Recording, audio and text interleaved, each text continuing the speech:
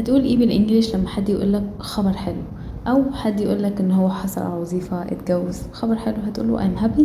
لا، ما تقولش I'm happy تاني، مش عشان هي غلط، بس عشان هي بيزكس قوي، beginner، مستوى مبتدئ.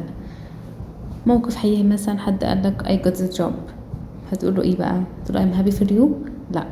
في حاجات تانية ممكن تقوله I'm so happy for you, it's okay، أنا فرحان جدا ليك. لكن في حاجات أحلى، that's amazing، ده رائع، I'm so excited for you، أنا متحمس جدا ليك. ممكن تقوله I'm so glad، أو I'm on cloud line، أو I'm pleased، يعني أنا سعيد مبسوط ليك يعني، بدل I'm happy.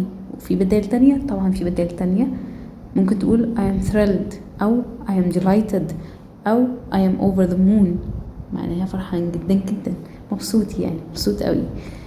فدي بدائل انت ممكن تستخدمها. جالك خبر حلو، قول I am delighted، أو I am on cloud 9، مش I am happy. بس لأن I am happy هي مش غلط، ولكن هي beginner قوي.